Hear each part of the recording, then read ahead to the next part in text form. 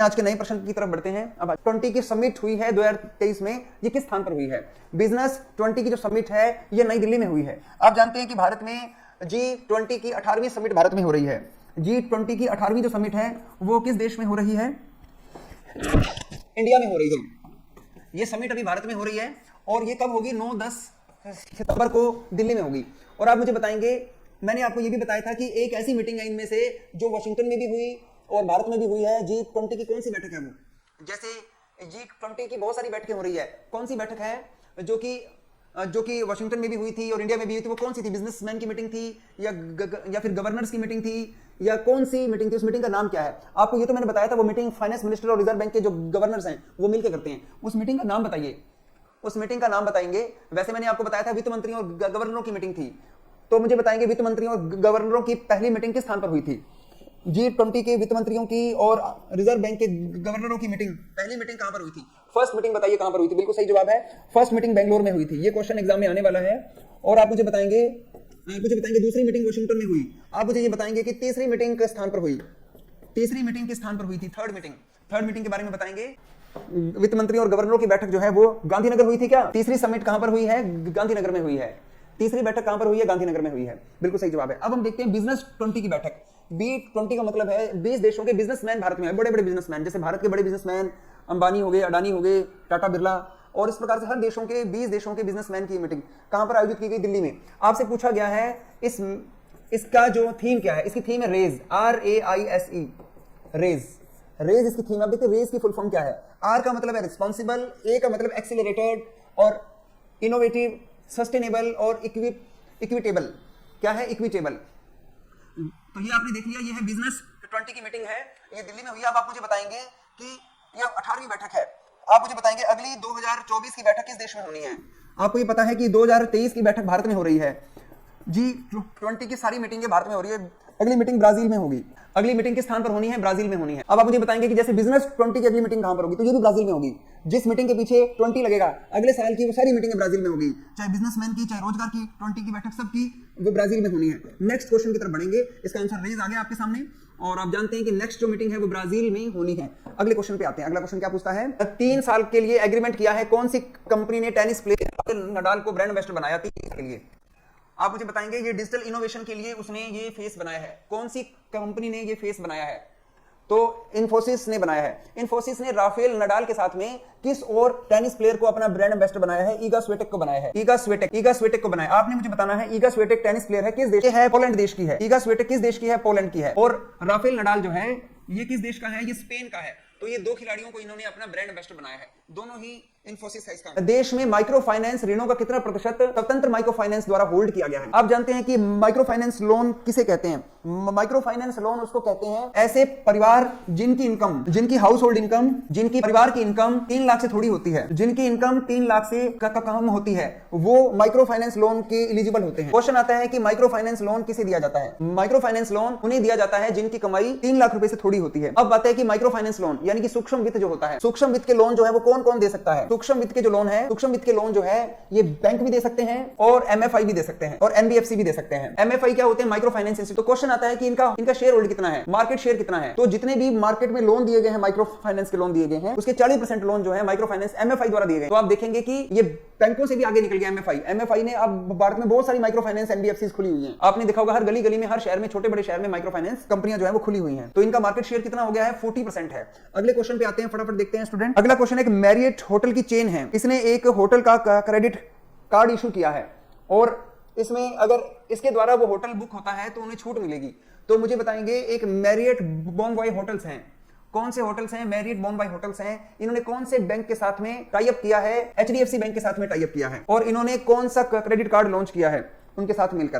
तो बताएंगे ऑप्शन, मुझे बताएंगे कौन सा कार्ड जो है इन्होंने मिलकर लॉन्च किया है? राजू बेनीवाल इसका आंसर।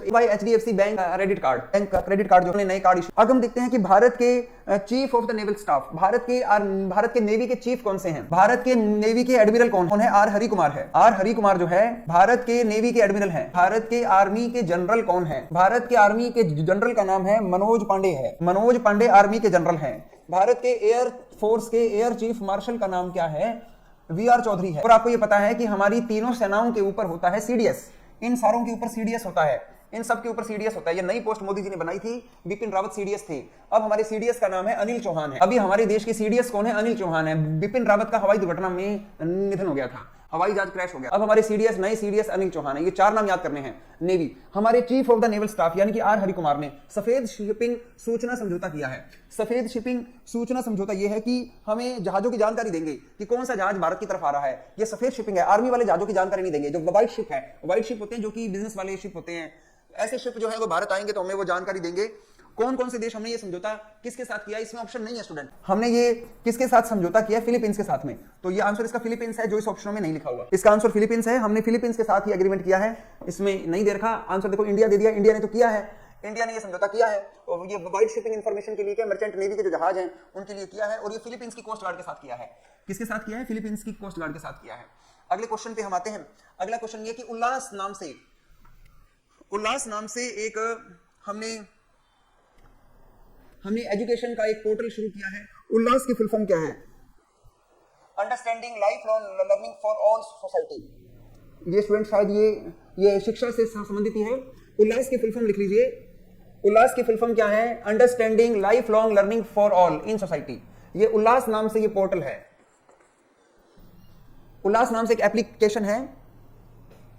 उल्लास नाम से एप्लीकेशन है। ये हमारे minister of education Dharmendra Pradhan ने इसको लॉन्च किया है। ये शिक्षा मंत्रालय की एक स्कीम है। धर्मेंद्र प्रधान हमारे शिक्षा मंत्री हैं। और इसका उद्देश्य क्या है? भारत में डिजिटल लिटरेसी को बढ़ावा देना, फाइनेंशियल लिटरेसी को बढ़ावा देना और बेसिक एजुकेशन देना। भारत के बच्चों में बेसिक एजुकेशन नहीं है, ओटीपी वगैरह बता देते हैं, कोई इनसे मांगे, यानी कि भारत के बच्चे इतने लिटरेट हो कि कोई भी इनसे, अब मैं कल परसों एक वीडियो देख रहा था तो सीसीटीवी की दिखा रहे थे व्हाट्सएप पे, तो किसी ने, कोई एक साधु के वेश में आया और उसने उनको मिठाई खिला दी और वो बेहोश हो गया, देखा होगा आपने। तो भारतीय बच्चे पढ़े लिखे तो हैं, दूसरे को कहते हैं कोई अगर चीज दे तो नहीं खानी, लेकिन खुद खा लेते हैं। ठीक है, तो ये ध्यान देने वाली चीजें हैं। ये फाइनेंशियल लिटरेसी, डिजिटल लिटरेसी, कोई भी इस प्रकार की भारत के बच्चों को ये बढ़ाने के लिए तो उल्लास नाम से प्रोग्राम बना है डिजिटल लिटरेसी के लिए, फाइनेंशियल लिटरेसी के लिए, वित्तीय जानकारी। बच्चा पढ़ लिख जाता है, बैंक में उसे चेक और डीडी में फर्क नहीं पता होता। कहते जी क्या होता है चेक, डीडी क्या होता है, कैसे यूज करते हैं, खाते नहीं पता होते, saving account, current account, RD, FD account नहीं पता होते, कौन से खाते में कैसे होगा, कितने साल के लिए खुलता है, मतलब कि फाइनेंशियल लिटरेसी नहीं है। आगे हम देखते हैं, अगले क्वेश्चन पे आते हैं। अभी मोदी जी ने प्रगति मैदान में, आपको मैं बता दूं कि ये जो उल्लास प्रोग्राम है ये 15 साल से ऊपर बच्चों के लिए है। एज ग्रुप पूछ सकते हैं इसमें 15 साल से अबव के जो बच्चे हैं उनके लिए ये प्रोग्राम शुरू किया गया है। ये कौन से बच्चों के लिए शुरू किया गया है? 15 साल के बच्चों के लिए। अभी आप जानते हैं कि प्रगति मैदान जो है भारत का, प्रगति मैदान के अंदर ना एक भारत मंडप बनाया है और इस मंडप के अंदर ना अभी भारत में G20 की बैठक भी यही होनी है। भारत में अभी G20 की एक बैठक भी इधर ही होनी है, सारे देशों के राष्ट्रपति प्रधानमंत्री यहीं आएंगे। तो मोदी जी ने कहा कि उस मीटिंग को करवाने से पहले एक छोटी मोटा पहले समागम सा देख लें, यहाँ पे समागम करवा के देख लेते हैं। अगर वो समागम हम होगा तब हमें पता चलेगा कि हमने पानी की कमी है, कोई लाइट की दिक्कत है। एक बार जब चीज शुरू हो जाती है तब उसमें फॉल्ट का पता चलता है। तो ये शिक्षा समागम 2023 उसी जगह पर हुआ है जहां पर जिस मंडप में G20 के देश आने हैं, तो भारत मंडप प्रोग्राम है। तो ये शिक्षा समागम प्रोग्राम भारत मंडप में हॉल में हुआ है। आगे देखते हैं, इस 15 अगस्त पे मोदी जी ने भारत के लोगों को कहा है कि आप अपने अपने शहर की मिट्टी जो है यहां लाओ। पूरे भारत से 7500 कलश जो है वो दिल्ली लेके आने हैं और दिल्ली में एक मैदान बनाएंगे, उस पार्क का नाम होगा अमृत वाटिका बनाएंगे और पूरे भारत की मिट्टी यहां पर होगी। तो ये लोग यहां से भी भर के लेके गए हैं, मिट्टी यहां भेजी है, यहां से हमने भी भेजी है। तो यहां मिट्टी भर के वहां लेके गए और वहां उद्यान बनाएंगे। तो ये कौन सा काम है? मेरी माटी मेरा देश। ये अभियान मोदी जी ने इस 15 अगस्त पे स्टार्ट किया है। अगर कोई स्टूडेंट कोई पीडीएफ में लिखने से रह गया है तो आप ना इसकी पीडीएफ मिल जाएगी। मेरे को स्पीड घटाने के लिए मत कहें, क्योंकि मैं अगर धीरे हो गया तो मैं आपको थोड़ा पढ़ा पाऊंगा। अभी आप देख सकते हो 1 घंटा, आधा घंटा होने वाला हो गया। अभी मैंने थोड़ी क्वेश्चन कराए हैं, ये पीडीएफ मिल जाएगी आपको, स्क्रीनशॉट ले लेना, ठीक है। थोड़ा बच्चे कह रहे हैं थोड़ा स्पीड घटाइए सर, बहुत फास्ट बोलते हैं आप। तो चलो मैं धीरे कोशिश करता हूं, लेकिन मैं थोड़ा जिस स्पीड से पढ़ा रहा हूं वो ठीक है। आपको ये पता है कि भारत ने चंद्रयान फर्स्ट भेजा था 2008 में। चंद्रयान फर्स्ट भेजा था, कौन से 2008 में भेजा था, और फिर उसके बाद में चंद्रयान सेकंड भेजा 2019 में भेजा, और आपको ये पता है चंद्रयान थर्ड जो है ये हमने भेजा 2023 में भेजा। आपने मुझे कुछ बातें बतानी है। आपने मुझे ये बताना है कि चंद्रयान जो सेकंड है, जिस बिंदु से टकराया था उस बिंदु का नाम क्या है? उस बिंदु का नाम है, जहां पर ये टूटा था, तिरंगा। उस बिंदु का नाम है तिरंगा। और जहां पर ये चंद्रयान थर्ड ने जैसे लैंड किया था वो है शिव शक्ति। उस स्थान का नाम है शिव शक्ति। ये बातें सबको पता है, ये तो नॉर्मल बातें हैं। और आप जानते हैं कि 23 अगस्त को भारत में कौन सा डे मनाया जाता है? स्पेस डे मनाया जाता है, national space day. Space day कौन सी तारीख को मनाना शुरू कर दिया है? 23 अगस्त को मनाना शुरू कर दिया है। ये बातें आपको पता है। अब आपने मुझे ये बात बतानी है कि भारत में चंद्रयान 4 शुरू हो गया है। चंद्रयान 4 का नाम क्या है? चंद्रयान 4 मिशन भी शुरू कर दिया है। इस बार भारत ने इसरो ने नहीं किया, बिल्कुल सही, पहली जवाब आ चुका है। इसका नाम लुपेक्स है, इसका नाम लुपेक्स है। चंद्रयान 4 का नाम क्या है? लुपेक्स है। आप मुझे बताइए कौन सी दो एजेंसियां मिलकर ये चंद्रयान 4 बना रही हैं इस बार बना रही हैं इसरो और जाक्सा मिलकर। जापान की स्पेस एजेंसी का नाम क्या है? जाक्सा है। जापान की स्पेस एजेंसी का नाम है जाक्सा। जाक्सा के साथ मिलकर हम लुपेक्स बनाने जा रहे हैं। अगले क्वेश्चन पे आते हैं। लुपेक्स के बारे में बता दिया, ये इसरो और जाक्सा का एक मिश्रण है और अगले साल लॉन्च करेंगे इसे हम। अगले क्वेश्चन पे आते हैं। और राष्ट्रीय अंतरिक्ष दिवस, national space day. Space day कौन सी तारीख को है? 23 अगस्त को मनाया जाता है। 6:04 पर शाम को हमारा चंद्रयान 3 चांद पे उतर गया था, south pole of moon. South pole of moon पे उतरने वाला ये भारत पहला देश है। साउथ पोल ऑफ मून पे उतरने वाला पहला देश है, पता ही आपको। नेक्स्ट क्वेश्चन पे आते हैं। आपको ये बात बता दूं कि भारत चंद्रमा पे जाने वाला भी 4th देश है और सूर्य पे जाने वाला भी, भेजने वाला भी 4था देश है। तो चंद्रमा पे पहले अमेरिका ने अपना मिशन उतारा था, 2 नंबर पे रूस ने उतारा था, 3 नंबर पे चाइना है और 4था देश भारत है। इसी प्रकार से हमारा सूर्य मिशन भी शुरू हो गया है। सूर्य पे सबसे पहले कौन देश ने मिशन उतारा? अमेरिका ने। 2 नंबर पे उतारा जर्मनी ने भेजा, तीसरे नंबर पे यूरोप ने भेजा और चौथा देश भारत है। भारत का दोनों में नंबर 4th है। अब अगले प्रश्न पे आते हैं। हमारे जो देखो, स्क्रीनशॉट ले लिया करो, अगर नहीं लिख पाते हो तो आपके सामने स्क्रीनशॉट है, जूम पे स्क्रीनशॉट हो जाता है, तो उसका स्क्रीनशॉट ले सकते हैं अपने। अब हमने देखते हैं कि चंद्रयान 3 जिस स्थान पर उतरा उस स्थान का नाम क्या है? जहां पर उसने चांद पे लैंड किया वो जगह का नाम शिव शक्ति रख दिया गया है।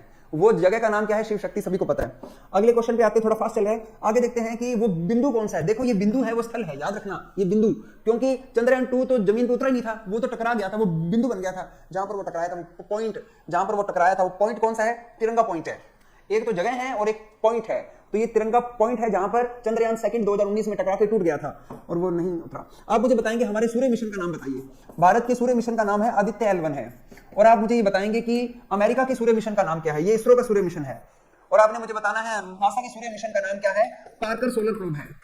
पार्कर सोलर प्रोब, ये उनका सूर्य मिशन है। और आप जानते हैं कि नासा ने पहली बार किसी जीवित व्यक्ति के नाम पे, नासा ने जीवित व्यक्ति के नाम पर किसी मिशन का नाम रखा है। और जैसे ही इस मिशन को ऊपर भेजा, ऊपर वो मर गया, जीवित व्यक्ति मर गया, तो ये हमेशा मरे के नाम पे रखते थे और ये उसको मार के ही रहे उसको, जीवित व्यक्ति को। तो ये पार्कर सोलर प्रोब जो है, यूजीन पार्कर नाम से एक आदमी था, जीवित आदमी था, बेचारों के नाम पे ये मिशन का नाम लिख दिया और बंदा टपा दिया इन्होंने। चलो आगे देखेंगे। आगे देखते हैं। हमारे क्रिकेट प्रशासक हैं, क्रिकेट के एडमिनिस्ट्रेटर हैं और इनका नाम क्या है? अमृत माथुर है। इन्होंने किताब लिखी है, इन्होंने किताब लिखी, किताब का नाम है पिच साइड। किताब का नाम है पिच साइड किताब है, नाम से पता चल रहा है क्रिकेट से जुड़ी किताब लगती है। My life in Indian cricket किताब का नाम है। पिच साइड किताब का नाम तो इतना ही है, अमृत माथुर की है। अमृत ने पिच के ऊपर अमृत लगा दिया, तो ये पिच साइड किताब का नाम है। अगले क्वेश्चन पर आते हैं। अभी ग्रीस देश ने, ग्रीस की राजधानी एथेंस है। आप ये जानते हैं कि दुनिया में सबसे पहले ओलंपिक्स गेम, दुनिया के ओलंपिक खेल दुनिया के सबसे बड़े खेल हैं। 1896 में सबसे पहले ओलंपिक एथेंस में हुए थे। एथेंस किसकी राजधानी है? ग्रीस की राजधानी है। और ग्रीस को हम यूनान भी कह देते हैं। और इस देश ने अपना सर्वोच्च नागरिक सम्मान मोदी जी को दिया है। इस देश ने अपना सर्वोच्च नागरिक सम्मान, हाईएस्ट सिविल अवार्ड जो है वो मोदी जी को दिया है। उसके हाईएस्ट सिविल अवार्ड का नाम क्या है? The order of the honour upon, order of the honour, इस अवार्ड का नाम है the order of the honour. अब देखते हैं मोदी जी को यह सम्मान किसने दिया है? मोदी जी को यह सम्मान किसने दिया है? यह ग्रीक के प्रेसिडेंट ने दिया है, यूनान के राष्ट्रपति ने दिया है। अब आप मुझे ये बताएंगे मोदी जी ने इस साल में कौन कौन से देशों से उगाही की है, अपने प्राइज लिए हैं? क्या Modi ji Papua New Guinea जाके आए हैं? क्या पापुआ न्यू गिनी का राष्ट्रपति मोदी जी को पैरों में गिर गया था, हवाई अड्डे से उतरते ही गिर गया पैरों में, कहते आप कैसे उतरे, अवतार हो गए आप तो। और फिर एक फिजी देश का भी राष्ट्रपति ने भी इनको अवार्ड दिया है, सर्वोच्च नागरिक सम्मान दिया है। क्या मिस्र के राष्ट्रपति ने भी अपना सर्वोच्च नागरिक सम्मान दिया है? ये सारे 2023 के बता रहा हूं मैं, इससे पहले भी मिल चुके हैं मोदी जी को। और क्या अभी ग्रीस देश ने भी अपना सर्वोच्च नागरिक सम्मान दिया है? तो इन सारे देशों ने अपना सर्वोच्च नागरिक सम्मान मोदी जी को दिया है। अब टोटल कितने हो गए हैं ये मुझे पता नहीं है। कर्मा कह रही है कि सर 14 मिल गए इनको सर्वोच्च नागरिक सम्मान, मैं चेक करूंगा, मुझे देखने पड़ेंगे। नेक्स्ट क्वेश्चन पे आते हैं। अगले देखते हैं ईगा स्विएटेक। ईगा स्विएटेक दुनिया की नंबर 1 टेनिस प्लेयर है। किसने इसको ब्रांड एम्बेसडर बनाया है? इन्फोसिस के साथ ब्रांड एम्बेसडर बनाया है इसको क्या बनाया है? इन्फोसिस ने इसको क्या बनाया है? ब्रांड एम्बेसडर बनाया, इसको सीईओ थोड़ी बना दिया। इसको क्या बना दिया है? ब्रांड एम्बेसडर बना दिया है। इसको क्या बनाया है? ब्रांड एम्बेसडर बनाया है। आगे देखते हैं। ईगा स्विएटेक एक टेनिस खिलाड़ी है, फ्रेंच ओपन जीता इस साल इसने। नेक्स्ट क्वेश्चन आता है, केंद्रीय आवास एवं शहरी कार्य मंत्रालय द्वारा भारत स्मार्ट सिटी अवार्ड में भारत की नंबर 1 स्मार्ट सिटी कौन सी है? भारत की नंबर 1 स्मार्ट सिटी का नाम बताओ। नंबर 1 पे कौन सी स्मार्ट सिटी है, बता सकते हैं? नंबर 1 पे इंदौर है, हमेशा ही इंदौर 1 नंबर पे है। मैंने आपको साफ हवा में बताया था तो भी इंदौर है, स्वच्छता में भी इंदौर है, स्मार्ट सिटी में भी इंदौर है। तो मुझे लगता है इंदौर देख के आना पड़ेगा, कभी गया नहीं तो इस बार इंदौर देख के आएंगे कितना साफ है, कहीं ऐसे तो नहीं है ये अवार्ड वैसे दिए जा रहे हैं, चेक करेंगे। तो आप मुझे बताएंगे 2 नंबर पे कौन है, 2 नंबर ही कौन है इन अवार्ड में? 2 नंबर पे सूरत है, 2 नंबर पे सूरत को दिया है। 3 नंबर की बात करें, 3 नंबर पे आगरा है, 3 नंबर पे आगरा है। तो 1 नंबर पे इंदौर है, 2 नंबर पे सूरत है। आईएससी की फुल फॉर्म क्या हो गई है? इंदौर सूरत आगरा, इंदौर सूरत आगरा है, याद रहेगा आपको ये। अगले क्वेश्चन पे आते हैं हमने ये देख लिया स्मार्ट सिटी का ये प्रोजेक्ट है। अगले क्वेश्चन आते हैं, वुमेन इक्वालिटी डे 26 अगस्त को मनाया जाता है, महिला समानता दिवस 26 अगस्त को मनाया जाता है। इसकी थीम पूछी गई है, इसकी थीम पूछी है, बताएंगे कौन है? इसकी थीम कौन सी? आज सुबह क्लास में बताया था, एम्ब्रेस इक्विटी बताया था। इसकी थीम का नाम है एम्ब्रेस इक्विटी। आप मुझे बताएंगे 26 अगस्त को और कौन सा दिवस मनाया जाता है? 26 अगस्त को और कौन सा दिवस मनाया जाता है? 26 अगस्त को कुत्ता दिवस भी मनाया जाता है, डॉग दिवस भी मनाते हैं 26 अगस्त को, और ये महिला इक्वालिटी डे भी हो गया। आप मुझे बताएंगे 12 अगस्त को कौन सा दिवस मनाते हैं? आप मुझे बताएंगे 10 अगस्त को कौन सा दिवस मनाते हैं? आप मुझे बताएंगे 29 जुलाई को कौन सा दिवस मनाते हैं?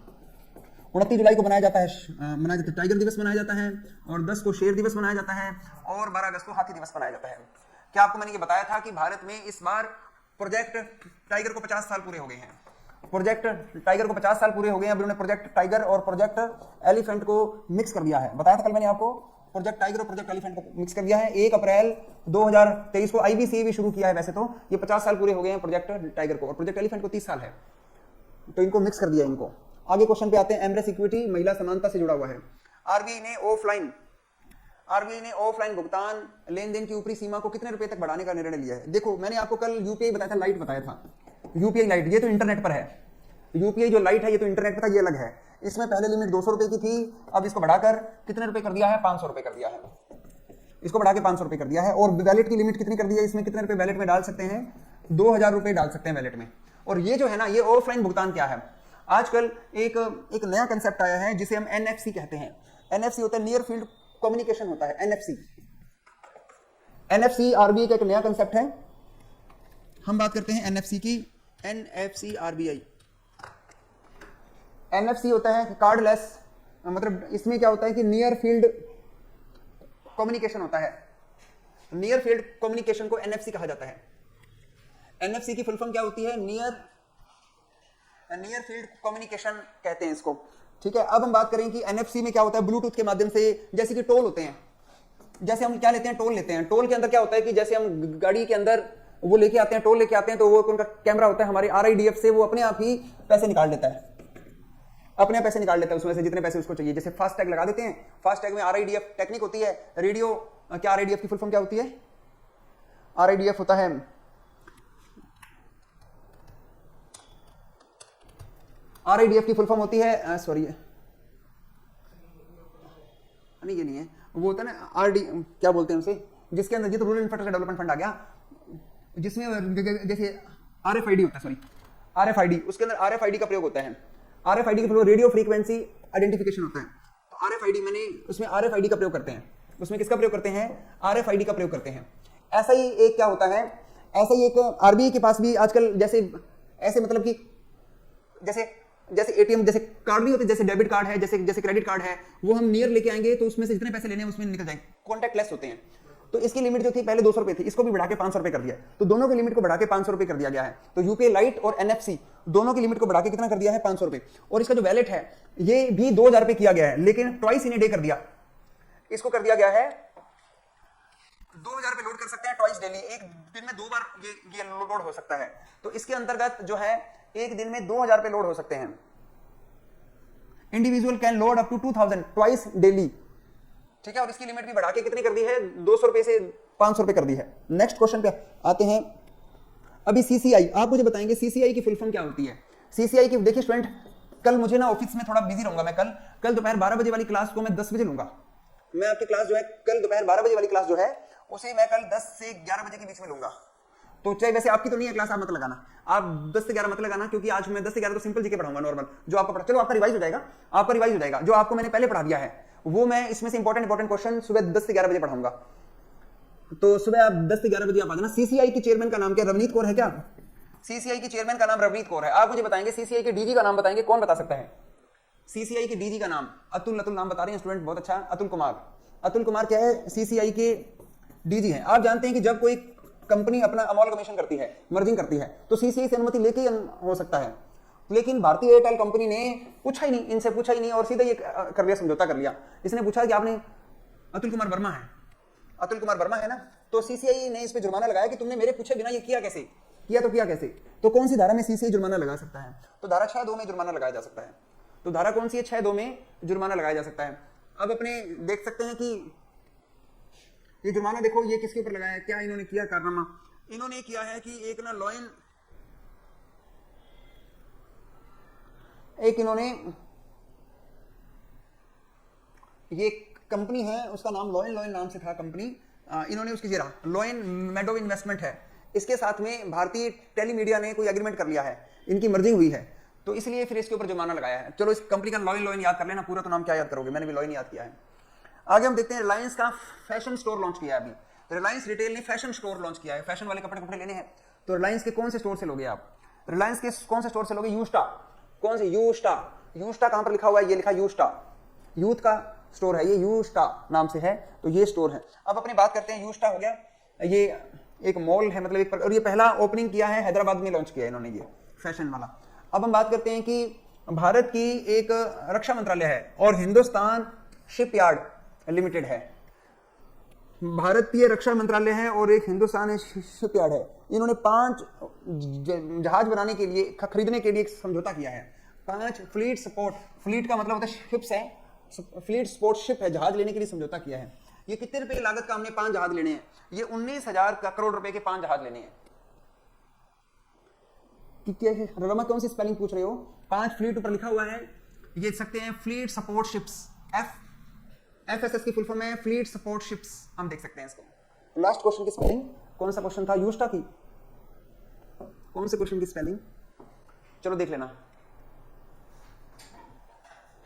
अच्छा यूस्टा ए ऑप्शन पे था क्या? अच्छा मैंने देखा नहीं, मैंने वायु अच्छा मैंने गलत पे टिक कर दिया, इसे शाबाश, थैंक यू। ये यूस्टा वायु यूस्टा पे आएगा, ठीक है।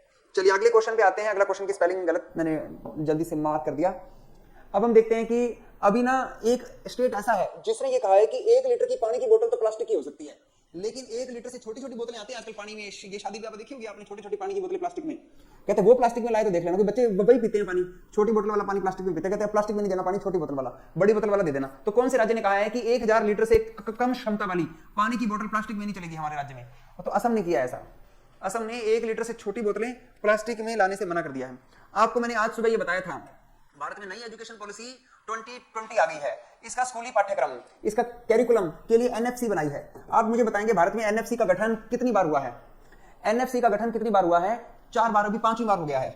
सबसे पहली बार एनएफसी का गठन 1975 में हुआ था, दूसरी बार 1988 में हुआ था, तीसरी बार यह गठन हुआ था सन 2000 में, चौथी बार गठन हुआ था 2005 में और 5वीं बार गठन हुआ है 2023 में।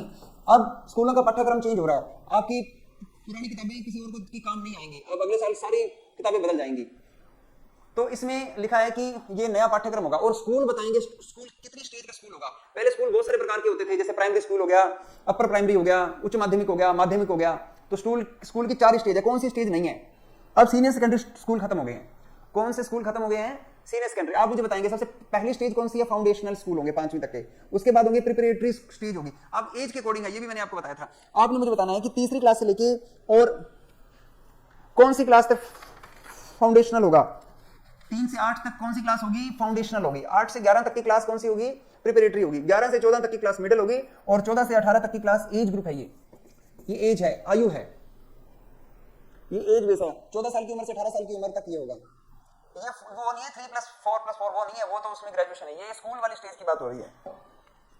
अब हम बात करते हैं, ये सारे आपके सामने स्टेज आ चुके हैं। अब हम देखते हैं कि भारत के, आप मुझे बताएंगे 11वीं से 12वीं तक के बच्चों को कितनी भाषाएं पढ़ना अनिवार्य होगा? आपने भी पढ़ी है, मैंने भी पढ़ी है, हमने 2 भाषाएं पढ़ी है ना, हिंदी इंग्लिश पढ़ी है, तो 2 ही भाषाएं अब भी है। और 9वीं 10वीं में हम 3 भाषाएं पढ़ते थे, हिंदी इंग्लिश के अलावा तीसरी भाषा और लेते थे, थर्ड लैंग्वेज लेते थे। इस बार थर्ड लैंग्वेज कोई संस्कृत ले लेता था, पंजाबी ले लेता था, लेकिन तीसरी शिक्षा नीति में कहा है कि आप विदेशी भी ले सकते हो, फ्रेंच पढ़ना चाहते हो, स्पेनिश पढ़ना चाहते हो, पढ़ लो, बस स्कूल का टीचर अपने आप ले आना फ्रेंच पढ़ाने वाला, ठीक है। तो आप विदेशी बच्चे कई बार आइल्स वगैरह करते हैं, तो अब इसमें कहा है कि आप 3 भाषाएं पढ़ो, आप 2 के पढ़ते हो, आप 3 पढ़ो। तो इन्होंने लिखा है कि तीन भाषाएं होंगी, उससे नीचे तीन भाषाएं होंगी, पहले ऊपर दो भाषाएं होंगी। ठीक है, चलो आगे बढ़ते हैं। एनएफसी का अध्यक्ष कौन है? भारत में राष्ट्रीय पाठ्यक्रम संरचना 5वीं बार ये बना है। इसकी स्टीयरिंग कमेटी, ये स्टीयरिंग किसके हाथ में? स्टीयरिंग किसके हाथ में है? एनएफसी का स्टीयरिंग किसके हाथ में है? स्टीयरिंग जो है के कस्तूरीरंगन के हाथ में है। स्टीयरिंग किसके हाथ में? के कस्तूरीरंगन के हाथ में। आप मुझे बताएंगे कि टेक्स्ट बुक का बिल्कुल सही जवाब है। टेक्स्ट बुक कमेटी का चेयरमैन कौन है? बच्चों को स्कूल में कौन सी किताबें पढ़ानी, किताबों में कौन सा मैटर पढ़ाना है? सभी जवाब दे रहे हैं, एनसी पंत है। इसके अध्यक्ष कौन है? एनसी पंत है। इसके अध्यक्ष है एनसी पंत है। सही जवाब दे रहे हैं सभी, बहुत अच्छा लग रहा है, सभी ने जवाब दिया, सभी एक्टिव मेंबर्स हैं आज तो। एनएफसी में कितने बार संशोधन हुआ है? पिछले कितनी बार संशोधन हुआ है? तो 5 लिखेंगे या 4 लिखेंगे, बताओ स्टूडेंट। एनएफसी में कितनी बार संशोधन हुआ है? तो पहले 4 बार हुआ है ना, अब 5वीं बार हो रहा है। तो पहले इसमें 4 बार हो चुका है और अभी 5वीं बार 1985, 88, 2000 और 2005, तो 4th टाइम बार हो चुका है, अब 5वीं बार चल रहे हैं। नेक्स्ट क्वेश्चन आते हैं। 71वां मिस वर्ल्ड कॉम्पिटिशन कहां पर हो रहा है? कहां पर हो रहा है? कश्मीर में, श्रीनगर में हो रहा है कि जम्मू में हो रहा है? ये श्रीनगर है या जम्मू है? मेरे ख्याल श्रीनगर है, ये श्रीनगर में हो रहा है। ये मिस वर्ल्ड कॉम्पिटिशन कौन सी तारीख को करवा रहे हैं? 8 अगस्त को, 8 दिसंबर को करवा रहे हैं क्या? आफ्टर 27 ईयर बार हो रहा है, ये 27 साल बाद हो रहा है। इससे पहले 1996 में हुआ था भारत में, 1996 में हुआ था। बड़े बड़े थे, लोगों ने होने नहीं दिया था, कहते क्या है ये। चलो अब देखते हैं क्या होता है। आगे बात करते हैं। मिस डिवाइन ब्यूटी, ये राष्ट्रीय फाइनल के दौरान मिस अर्थ इंडिया कौन थी? मिस अर्थ इंडिया जो भारत की तरफ से मिस अर्थ में गई, वैसे मिस अर्थ भी हो चुका है कंपटीशन, तो मिस अर्थ में भारत की तरफ से कौन गई है? वैसे कोई इतना इंपॉर्टेंट क्वेश्चन नहीं है, प्रिया सेन है इसका आंसर। प्रिया सेन मिस अर्थ में गई है। नेक्स्ट क्वेश्चन पे आते हैं। प्रिया सेन ये बन गई है मिस अर्थ। विश्व हिंदू दिवस, हिंदी कैलेंडर के विश्व संस्कृत दिवस कौन सी तारीख को मनाया जाता है? संस्कृत दिवस, संस्कृत दिवस कौन सी तारीख को मनाया जाता है? फटाफट बताओ। राखी वाले दिन होता है, रक्षाबंधन भी होता है। रक्षाबंधन होता है सावन की पुण्य पे होता है, जिस सावन खत्म होता है नई विवाहित दुल्हन जो होती है वो अपने मायके आ जाती है और फिर राखी बांध के वापस अपने ससुराल चली जाती है। तो महीने वो रहती है ना, उस समय मायके में रहती है, सावन। तो ये बताओ सावन में होगा तो सावन शुक्ल पूर्णिमा, सावन शुक्ल पूर्णिमा। चलिए आगे लिखे हम, सावन शुक्ल पूर्णिमा हो गया, ये रक्षाबंधन वाले दिन होता है। अभी भारत में संस्कृत विद्यालय खुला है। आप मुझे बताएंगे भारत का पहला एआई स्कूल खुला है। एआई स्कूल का नाम बताएंगे, वो संस्कृत वाला स्कूल है। फटाफट देखते हैं कौन बता सकते। केरल में तिरुवनंतपुरम में खुले, नाम बताओ स्कूल का। वो तो मैं बता देता हूँ, केरल की तिरुवनंतपुरम में स्कूल खुला है, एआई स्कूल है, भारत का पहला एआई स्कूल है। कौन बता सकता है नाम? विद्या भवन, संत गिरी विद्या भवन। क्या नाम है? संत गिरी विद्या भवन है, संत गिरी विद्या भवन है उसका नाम। ये स्कूल है, पहला संस्कृत स्कूल है, पहला एआई स्कूल है। राष्ट्रीय पोषण सप्ताह, नेशनल न्यूट्रिशन वीक, इसी दिन बीमा सप्ताह भी मनाया जाता है। एलआईसी में क्या बनाया जाता है? बीमा सप्ताह, क्योंकि एलआईसी की स्थापना 1 सितंबर को हुई थी और मुझे कल इसीलिए जाना है क्योंकि मैं डेवलपमेंट ऑफिसर हूं, तो कल हमारे बीमा सप्ताह का 5वां दिन है। कल हमारे गुरु दिवस है, तो हम गुरु होते हैं, हमारी टीम होती है, तो कल इसीलिए मेरे को ऑफिस में जाना है, कल गुरु दिवस मनाना है। तो मैं कल इसलिए क्लास नहीं ले पाऊंगा दोपहर वाली, तो मैं सुबह लूंगा। वैसे 10 से 11 आपको लिंक भेज दूंगा, आना चाहते हो तो आ जाना, रिपीट करेंगे क्वेश्चन। तो 1 सितंबर से 7 सितंबर, 1 सितंबर से 7 सितंबर। Thank you students. चलो आगे देखते हैं।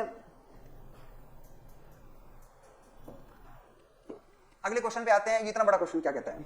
नीला सीतारमण ने हरित हाइड्रोजन के क्षेत्र में नवाचार को बढ़ावा देने के लिए एचएसबीसी इंडिया और किस 2 प्रमुख संस्थानों के बीच रणनीतिक साझेदारी का शुभारंभ किया है?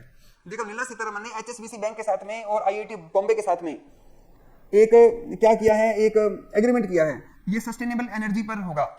तो देखेंगे इसमें कहां पर लिखा है सस्टेनेबल एनर्जी, जिसको सस्टेन किया जा सके, ये लिखिए सस्टेनेबल एनर्जी। तो ग्रीन एनर्जी कैसी होती है? सस्टेनेबल एनर्जी है। और आईआईटी बॉम्बे के साथ किया है, ये सही आ रहा है, ये रहा। तो रिजर्व बैंक ने किस किस के साथ में टाई अप किया है? आईआईटी बॉम्बे के साथ में शक्ति सस्टेनेबल एनर्जी फाउंडेशन, शक्ति सस्टेनेबल एनर्जी फाउंडेशन के साथ मिलकर अब पानी को तोड़ तोड़ के ग्रीन हाइड्रोजन बनाएंगे। आप मुझे बताएंगे कौन सी हाइड्रोजन ग्रीन हाइड्रोजन की श्रेणी में आती है? Thank you students, thank you. तो कौन सी हाइड्रोजन जो है वो ग्रीन हाइड्रोजन के रूप में आती है? 1 किलो या 2 किलो CO2 जब बनाते हैं, 1 किलो, इसका आंसर होगा 2 किलो CO2 इक्विवेलेंट। अगर हम 1 किलो हाइड्रोजन निकालने में 2 किलो CO2 इक्विवेलेंट हम एनर्जी वेस्ट करते हैं तो भी वो मानी जाएगी। 2 किलो तक तो कार्बन डाइऑक्साइड यूज कर लो, 1 किलो निकाल लो hydrogen, 2 kilo carbon dioxide use कर लो, लेकिन इससे ज्यादा वाला माना नहीं जाएगा। अब हम बात करते हैं कि नरेंद्र मोदी जी अभी गए थे 15वीं ब्रिक्स की बैठक में गए थे। आप मुझे बताएंगे 15वीं ब्रिक्स की बैठक कहां पर हुई थी? जोहान्सबर्ग में हुई थी। और आपने मुझे ये बताना है कि जोहान्सबर्ग में Modi ji Cyril Ramaphosa, Cyril Ramaphosa कौन है? ये रामाफोसा है, साउथ अफ्रीका के राष्ट्रपति हैं, उनके लिए कुछ लेके गए थे। उनके लिए क्या लेके गए? सिरिल रामफोसा के लिए क्या लेके गए थे मोदी जी? ऐसे तो खाली हाथ तो गए नहीं, उनके लिए सुराही लेके गए थे, उनके लिए बिदरी सुराही। तो क्वेश्चन आता है बिदरी सुराही, एक पेयर ऑफ बिदरी सुराही, 2 सुराहियां लेके गए शराब पीने के लिए। ये कहां का G8 टैग है? ये तेलंगाना का है। ये कहां का है? तेलंगाना का G8 टैग है। तो क्वेश्चन आता है कि बिदरी सुराही कहां का ज्योग्राफिकल इंडिकेशन टैग है? तेलंगाना का है। इसकी बीवी कहती है कि मुझे मेरे लिए भी क्या लाए हो मोदी जी? तो सिरिल रामफोसा की जो पत्नी थी, फर्स्ट लेडी के लिए क्या लेके गए? इनकी पत्नी के लिए, इनकी पत्नी साउथ अफ्रीका की पहली फर्स्ट लेडी थी, इनके लिए नागालैंड की शॉल लेके चले गए। इनकी पत्नी के लिए क्या लेके गए? नागालैंड की शॉल। और आप मुझे बताएंगे कि एक साउथ अफ्रीका के राष्ट्रपति हैं, उनका नाम है लूला डी सिल्वा है। वो कहते हैं मोदी जी मुझे भी कुछ दो। तो मोदी जी ने उनको क्या दिया है? मोदी जी ने उनको दिया है गॉन पेंटिंग दी है। उनको क्या दी है? Gone painting. तो आप मुझे बताएंगे साउथ अफ्रीका के राष्ट्रपति कौन है? लूला डी सिल्वा है, उनको मिली है गॉन पेंटिंग। तो ये आप देख सकते हैं मोदी जी किसके लिए क्या लेके गए? शॉल दी है साउथ अफ्रीका की, उसकी बीवी है ये शेपो मोट्सपे, क्या नाम है? आदमी का नाम तो ठीक है सिरिल रामफोसा है, बीवी का नाम बड़ा है, कोई बात नहीं। आगे बढ़ते हैं। तो ये ब्रिक्स की बैठक हो रही है, 15th बैठक थी। अभी भारत के जो है आगे बात करेंगे कि अभी आयुष्मान भारत डिजिटल मिशन की शुरुआत हुई है। आयुष्मान भारत, ABDM का मतलब है आयुष्मान भारत, आयुष्मान भारत डिजिटल मिशन। अब भारत में डिजिटली लोगों को हेल्थ फैसिलिटियां दी जाएंगी। तो ये मिशन की शुरुआत कहां से की गई है? First ABDM microsite in India. Bharat में ये मिशन कहां से शुरू किया गया है? ये मिजोरम की राजधानी आइजोल से, मिजोरम की राजधानी आइजोल से शुरू किया गया है। अब आप मुझे बताएंगे मिजोरम से संबंधित कोई बात बताएंगे? कुछ बताया मैंने आपको मिजोरम से रिलेटेड? मेघालय से रिलेटेड कल कुछ बातें बताई थी, जहां पर बरसात अधिक होती है। बताओ क्या क्या बताया था? मिजोरम सोलर मिशन, भावना निवाद ने बिल्कुल सही बताया है। मेघालय के अंदर, मेघालय में शुरू किया था ना सोलर मिशन, कॉनराड संगमा ने बनाया था सोलर मिशन, कॉनराड संगमा। और भी कुछ बताया था। तो अगर आपसे पूछ सकते हैं सोलर मिशन की शुरुआत कहां से की गई? मेघालय से की गई। जेरेमी रालरिंगवा प्लेयर भी मिजोरम का है, प्रियंका ने बिल्कुल सही बताया, ये राष्ट्रमंडल खेलों में। और मैंने ADB का लोन भी बताया था। ADB ने अभी बाल बच्चों के लिए लोन दिया है, बाल विकास के लिए लोन दिया है, बाल विकास के लिए, बच्चों के विकास के लिए लोन दिया है। ये भी किसको दिया है? मेघालय को दिया है। ये मेघालय से जुड़ी मैंने आपको बातें बताई थी। और मैंने आपको एक गुवाहाटी से जुड़ी भी बात बताई थी। गुवाहाटी के अंदर एक हवाई अड्डा बताया था, गोपीनाथ बारदोली बताया था कोई मैंने आपको, गोपीनाथ बारदोली। आप मुझे बताएंगे गोपीनाथ बारदोली में नॉर्थ ईस्ट का पहला क्या शुरू किया है? वो क्या शुरू किया है? DG यात्रा। क्या शुरू किया है? DG यात्रा। DG यात्रा की शुरुआत कहां से की गई है? ये और भी स्टेट्स में, लेकिन नॉर्थ ईस्ट में गुवाहाटी से शुरू की गई DG यात्रा, फर्स्ट DG यात्रा। बताया था आपको मैंने ये भी। तो कुछ बातें रिवाइज हो जाती हैं स्टूडेंट, इसीलिए थोड़ा सा अच्छा रहता है। अब हम देखते हैं आइजोल ने Ayushman Bharat digital mission microsite शुरुआत की है। इसका मतलब है डिजिटल ID रजिस्ट्रेशन बना देंगे, डिजिटल हेल्थ रिकॉर्ड बनाएंगे, टेली सॉल्यूशन बनाएंगे, फोन पर ही इलाज हो जाएगा, मतलब ऐसा कुछ करेंगे। आगे लिखो। और ये 100 माइक्रोसाइट्स बनानी है ऐसी। डिजिटल मिशन होगा, कोई आदमी घर पे बीमार है, वीडियो कॉल पे बात हो जाएगी, डॉक्टर बैठे होंगे वीडियो कॉल पे ही, और इलाज वहीं फोन से ही पूछ लेंगे भाई तेरे को क्या बीमारी है, क्या लक्षण है, और उसको दवाई वहीं दे देंगे। डिजिटल है ये, मतलब जाने की जरूरत नहीं होगी, डिजिटल मिशन है, ऐसा कुछ भी इसमें करेंगे। आगे बात करते हैं। भारत में पहला AI स्कूल संतगिरी विद्या भवन राष्ट्रपति कोविंद ने उद्घाटन किया। कहां पर शुरू किया है? केरल की राजधानी तिरुवनंतपुरम में। अभी थोड़ी देर पहले ही आपको मैंने बताया। फिर आपको मैंने बताया कि अगले क्वेश्चन पे आते हैं। RBI ने 2 सहकारी बैंकों का विलय कर दिया है। रिजर्व बैंक ने कौन से 2 सहकारी बैंकों का विलय किया है? एक का नाम तो क्रांति, एक का नाम है ट्विन सिटी। क्रांति और ट्विन सिटी, देखो कहां पर लिखा है, क्रांति और ट्विन सिटी, दोनों को मिला दिया है। ट्विन सिटी और क्रांति, ये लिखा ट्विन सिटी और क्रांति, इनमें क्रांति आ गई दोनों में, दोनों को इकट्ठा कर दिया है। मैंने ऐसे याद कर रखा है, जुड़वा शहर है और उनमें क्रांति आ गई, उनको इकट्ठा कर दिया, ठीक है। और ट्विन सिटी और क्या है? क्रांति है, दोनों को इकट्ठा कर दिया है। अगले क्वेश्चन पे आते हैं कि अभी खरीदारी करने पर बिल मांगने की आदत भारतीयों में शुरू करनी है। आप मुझे बताएंगे कि भारत में कौन सी स्कीम शुरू की गई है बिल मांगने वाली? मेरा बिल मेरा अधिकार स्कीम। कौन सी योजना शुरू की गई है? मेरा बिल मेरा अधिकार। अगले क्वेश्चन पे आते हैं। अब हम देखते हैं कि उत्तर पूर्व विशेष अवसंरचना विकास योजना, north east special infrastructure development scheme जो है, इसमें कितने रुपए का बजट दिया गया है? नॉर्थ ईस्ट में सड़कें बनानी है बहुत सारी, तो बताएंगे इसके लिए कितने रुपए दिए गए हैं? 8139.50 करोड़, जो बड़ा उलझा हुआ आंकड़ा है वही नॉर्थ ईस्ट का है, बाकी सारे सीधे सीधे ही हैं, ठीक है। तो 8,139.50। चलो ये आंकड़े हमने नॉर्थ ईस्ट में सड़कें बनाने के लिए दिए हैं, बजट दिया है। अब हम देखते हैं कि DRDO ने एक 9 सदस्यीय समिति बनाई है। DRDO ने एक 9 सदस्यीय DRDO ने का विकास कर। DRDO क्या करता है? हथियार बनाता है भारत में, रिवाल्वर, बंदूकें, तोपें ये बनाता है। अब जमाना चेंज हो गया है, राइफल बंदूकें बड़ी नई टेक्निक आ गई है। तो DRDO का अपग्रेडेशन करने के लिए, नई चीज बनाने के लिए कौन सी कमेटी गठन की गई है? विजय राघवन, ये इसको विजय दिलाएंगे लड़ाई में हमें। एक स्टूडेंट आपके लिए बड़ी इंपॉर्टेंट बात है, ध्यान देना, टेलीग्राम ग्रुप के ऊपर, टेलीग्राम में जाओ, टेलीग्राम में लिखो धिंगड़ा क्लासेस लिखो, और धिंगड़ा क्लासेस का ग्रुप बना हुआ है। जितने भी मैंने आपको क्वेश्चंस कराए हैं वो एक क्विज बोर्ड है, उसमें क्वेश्चन लगा के देखो आपका सवाल सही होगा। यशिका ने लगा लिया, अनुबाना ने लगा लिया, कुमुद ने लगा लिया, मनीषा ने लगा रही हैं, तो भावना ने भी लगा लिया। तो वो क्वेश्चन आप लगाओगे आंसर, तब आपकी पुराने रिवाइज हो जाएंगे क्वेश्चन, आपको आंसर पता लग जाएगा कि क्या आंसर है। ठीक है, और उसका एक्सप्लेनेशन अभी नहीं डाला है हमने, देख रहे एक्सप्लेनेशन की जरूरत है, बता देना तो डाल देंगे, वैसे एक्सप्लेनेशन पीडीएफ में है। तो आप वो क्विज लगाइए, सारे क्वेश्चन डाल देंगे उसके अंदर, आपको पूरी आरआरबी जो है वो पूरी रिवाइज हो जाएगी। धिंगड़ा क्लासेस के टेलीग्राम चैनल पे ये सारे क्वेश्चन आपको मिल जाएंगे, हिंदी इंग्लिश दोनों मीडियम में क्वेश्चन मिलेगा, ऑप्शन इंग्लिश में मिलेंगे आपको, क्योंकि ऑप्शनों को ज्यादा हिंदी में करने पर फिर वो क्वेश्चन का फॉर्मेट बड़ा हो जाता है। ये पीडीएफ से ही लिए हैं, और बैंकिंग वाले क्वेश्चन भी हम डालेंगे कल बैंकिंग अवेयरनेस के भी टेलीग्राम पे जितने मैंने आपको पढ़ाए हैं वो बैंकिंग अवेयरनेस के क्वेश्चन भी उस पर डालेंगे। तो आप लोग वो टेस्ट लगा के देखो, उससे आपकी बहुत ज्यादा, हाँ क्वेश्चन इंग्लिश में भी मिलेगा, हिंदी में भी मिलेगा, दोनों भाषाओं में मिलेगा अनुप्रिया। ठीक है, ये आपको मिलेगा टेलीग्राम चैनल पे मिलेगा। और एक स्टूडेंट मेरे पास आज एक कंप्यूटर की पीडीएफ है, एक कंप्यूटर की पीडीएफ तो आपको एप्लीकेशन में डाल दी है, आपको ये सारी ये वीडियो की रिकॉर्डिंग आपको ऐप में मिलती है। अगर आप कभी कोई वीडियो को दोबारा देखेंगे 2 गुना स्पीड पे, 1.5 गुना, वैसे भी मैं 1.5 गुना स्पीड में पढ़ा रहा हूँ, आप इसे और बढ़ा सकते हैं 1.5 गुना, तो वो 1 घंटे की वीडियो 2 गुना में जो है उसको दोबारा देख सकते हैं, रिवाइज हो जाएगा। और वो जो टेलीग्राम पे जो प्रश्न उत्तर है वो यही क्वेश्चन है, कोई नए नहीं है क्वेश्चन उसके ऊपर। वो ये ना करे कि सर वो मैं नहीं पढ़ सकता, मेरे पास टाइम नहीं है, इतना कहां से पढ़ूं। तब आपने उन क्वेश्चनों को आपने उस पर टेलीग्राम पे लगा के देख लो, 1 मिनट में लग जाएंगे सारे, रिवीजन हो जाएगा आपको, रिवाइज के लिए, उसमें कुछ नया कुछ नहीं है।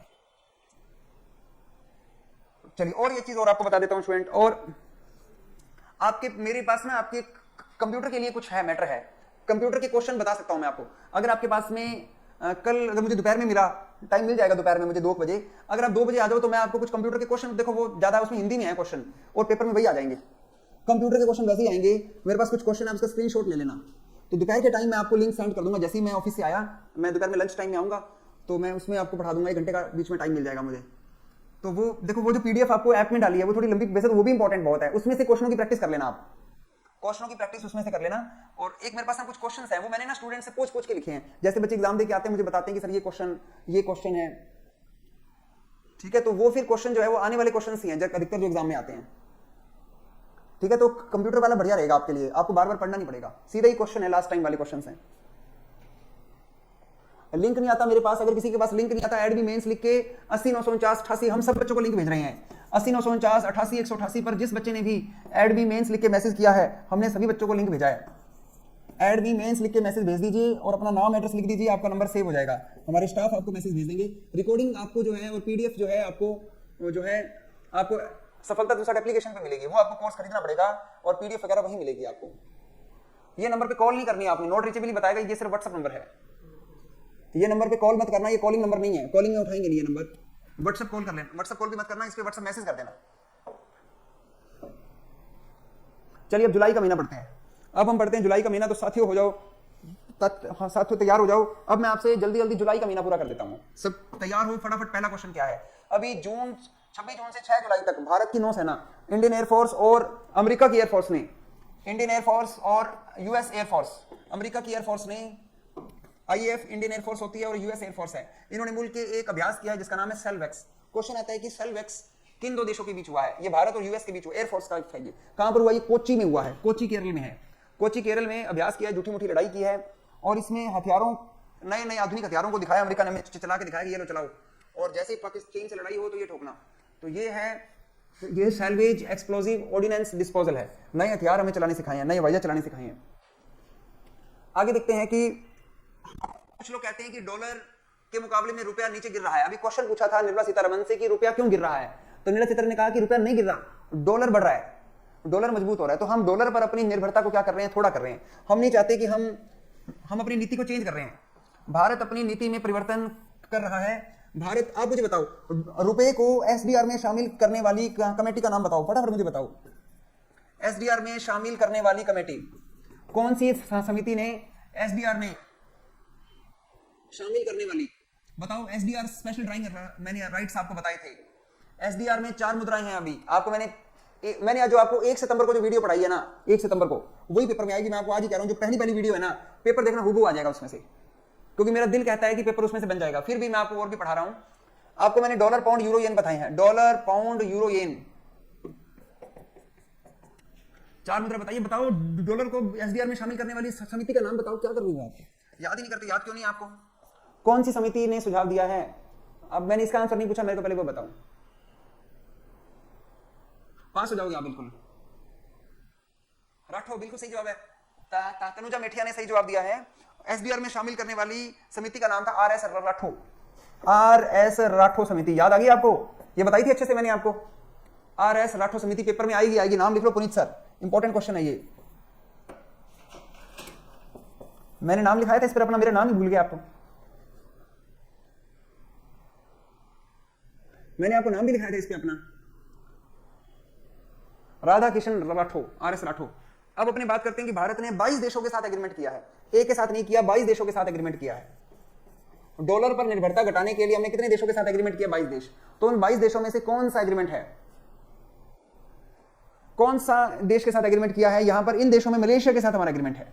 अब हम देखते हैं कि वो देश कौन कौन से हैं, वो 22 देश कौन कौन से हैं। वो 22 देश आपके सामने ये रहे। वो 22 देश कौन कौन से हैं? वो 22 देश हैं, बेलारूस है, बोत्सवाना है, फिजी है, जर्मनी है, गुयाना है, इजराइल है, Kenya, Malaysia, Mauritius, Myanmar, New Zealand, Oman, Russia, Seychelles, Singapore, Sri Lanka, Tanzania, Uganda और बांग्लादेश, मालदीव, कजाकिस्तान और यूके। इनके साथ हमारे एग्रीमेंट है। 22 देशों के साथ में हमारे ये वोस्ट्रो अकाउंट खोल लिया हमने। इन देशों ने भारतीय देशों में कौन से अकाउंट खोल लिए? Vostro account. और हमने उन देशों में कौन से अकाउंट खोल लिए? Nostro account. तो भारत में कितने देशों ने भारत में वोस्ट्रो, आज सुबह मैंने आपको रशिया के वोस्ट्रो अकाउंट बताए थे, इन देशों ने भारत में वोस्ट्रो अकाउंट खुलवा लिए हैं। इससे हमारी डॉलर पर निर्भरता खत्म हो जाएगी। क्या मैंने नोस्ट्रो वोस्ट्रो के बारे में अंतर बताया था आज दोपहर की 12 बजे वाली क्लास में? क्या 12 बजे वाली क्लास में नोस्ट्रो वोस्ट्रो के बारे में बताया था मैंने आपको? ये डिटेल में चर्चा हो चुकी है। विदेशी बैंकों के भारत में खाते वोस्ट्रो हैं, भारतीय बैंकों के विदेशों में खाते नोस्ट्रो हैं। चलो नोस्ट्रो वोस्ट्रो, आगे बढ़ो। अगले क्वेश्चन पे आते हैं। पंजाब नेशनल बैंक ने एक मेटावर्स में अपनी एक शाखा खोली है।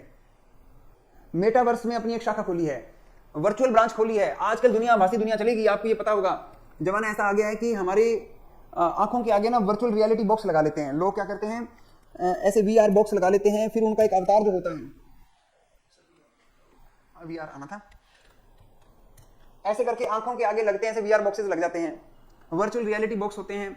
और आप जानते हैं कि ये जो बॉक्सेस होते हैं आप, और इस प्रकार से अभी भारत की एक वर्चुअल मीटिंग भी हुई है। भारत की पहली ऐसी कंपनी जिसने अपनी जो शेयर होल्डर की बैठक जो होती है वो वर्चुअल वे में की है। सारे लोगों को एक वीआर बॉक्स दे दिया, सारे लोगों ने अपनी आंखों पे लगा लिए, फिर वो एक जगह आ गए, सारे एक उनके अवतार पहुंच गए, उनकी आत्माएं ऊपर आ गई और उन्होंने मीटिंग कर ली, फिर वो वापस चले गए अपनी अपनी जगह पर। ऐसी मीटिंग रिलायंस ने की है।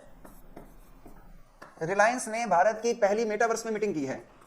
भारत की पहली मेटावर्स में मीटिंग कौन सी कंपनी ने की है? रिलायंस ने की है। नहीं तो पहले शेयर होल्डर को बुलाते थे, खर्चा खुर्चा होता था, चाय पिलाओ, सुबह नाश्ता कराओ, होटल में ठहराओ, एक बॉक्स ही तो भेजना है, हर साल वही बॉक्स आ जाएगा काम। उनका आने जाने का खर्चा भी बच गया, एयरप्लेन की टिकटें भी दो और खिलाओ पिलाओ। अब आधे घंटे की मीटिंग है, वो कहते हैं आप बॉक्स ले लो, आ जाओ मेरे पास, ऑनलाइन आ जाओ, ऊपर से आ जाओ, हम बैठेंगे सामने आमने सामने। तो पीएनबी ने वहां पर एक ब्रांच खोल ली। किसी को बैंक से पैसे भी निकलवाने हो तो वहां पर पीएनबी की ब्रांच भी मिल जाएगी। हमारी आंखें बंद होगी, हमारी आत्मा को एक ब्रांच मिलेगी, पीएनबी मेटावर्स ब्रांच होगी, वहां जाओ, अपना खाता से पैसे निकाल लो। आपको ये पता है कि अभी मार्क जुकरबर्ग ने अपना मेटावर्स अवतार बनाया था और उसने उससे लड़ाई भी की थी। आप देखेंगे मार्क जुकरबर्ग अवतार मेटावर्स, इसने तो फेसबुक का नाम भी मेटा कर दिया है। इसने तलवारों से उससे लड़ाई भी की थी, आपने देखा होगा। अवतार ना लिखें तो सीधे लिख देते हैं मेटावर्स। इसने उनसे लड़ाई भी लड़ी थी, ओरिजिनल में से था, एक इमेजेस में देखते हैं, वो वीडियो बड़ा वायरल हुआ था। ये मार्क जुकरबर्ग है और ये रही, ये वीडियो बड़ी, ये ओरिजिनल है और एक इसका वो था मेटावर्स में है। देखो ये बड़ी, mark Zuckerberg says a new skin like material could support metaverse ambition. Telegram पे तो आप देख सकते हैं, ये मार्क जुकरबर्ग है, ये उसका अवतार है, ये उसका अवतार है, वो ओरिजिनल खड़ा है। ये स्टूडेंट्स आवाज नहीं आ रही क्या आपको? आ रही है आवाज तो ठीक है। चलिए आगे बढ़ते हैं, अगले क्वेश्चन पे आते हैं। अगला क्वेश्चन आता है, किस वाहिली, जिसे किसवाली भाषा के रूप में जाना जाता है। यह एक अफ्रीका की भाषा है जो यूनाइटेड नेशंस में मान्यता प्राप्त है। इस भाषा का दिवस कौन सी तारीख को मनाया जाता है? आप जानते हैं कि वैसे यूनाइटेड नेशंस में 7 भाषाओं में होता है काम होता है, ऑफिशियल भाषाएं 7 हैं, 4 हैं। संयुक्त राष्ट्र संघ की ऑफिशियल भाषाएं की एक लिमिट है, उसमें हिंदी नहीं है, उसमें अरबी है, उसमें मैंडारिन है, चीनी भाषा है, रशियन है, इस प्रकार से भाषाएं हैं। 6 भाषाएं हैं क्या? ऑफिशियली भाषाएं यूनाइटेड नेशन की 6 है, लेकिन कुछ भाषाओं को मान्यता उन्होंने दे रखी है। तो आपने मुझे बताना है कि एक अफ्रीका की एक भाषा है, अफ्रीका की एक भाषा है जिसका डे कौन सी तारीख को मनाना शुरू किया है? 7 जुलाई से। ये भाषा का नाम है किस विहिली भाषा? ये 7 जुलाई को मनाई जाएगी। आप मुझे बताएंगे 7 जुलाई को इसके अलावा और कौन सा डे होता है? 7 जुलाई को चॉकलेट डे भी होता है। पता नहीं, ये वैसे तो ये फरवरी महीने में भी एक डे आते हैं, चॉकलेट डे, टेडी डे और ऐसे डे आते हैं। तो वैसे ही एक डे 7 जुलाई को भी चॉकलेट डे मनाए जाते हैं। तो ये 7 जुलाई को चॉकलेट डे भी होता है। ये सब ये चॉकलेट बनाने वाली कंपनियां वैसी डे बना लेती हैं उनको अपनी सेल बढ़ाने के लिए। चलो अब हम देखते हैं, आगे देखते हैं कि एक दुनिया की कंपनी है जिसका नाम है, इंटरनेशनल कंपनी है एफपीएसबी। एफपीएसबी फुल फॉर्म क्या है? Financial planning standard board. इसका भारत में अध्यक्ष किसे बनाया गया है? एफपीएसबी इंडिया का सीईओ किसे बनाया गया है? और इसे बनाया गया है, इसका नाम है कृष्ण मिश्रा है। इसका इंडिया में अध्यक्ष कौन है? कृष्ण मिश्रा है। और आप मुझे ये बताएंगे कि इसने कौन सी तारीख से इसकी सीईओ की पोस्ट के लिए काम शुरू किया है? 1 अगस्त 2023 से। इसने 1 अगस्त 2023 से कार्यभार संभाल लिया है। नेक्स्ट क्वेश्चन पे आते हैं।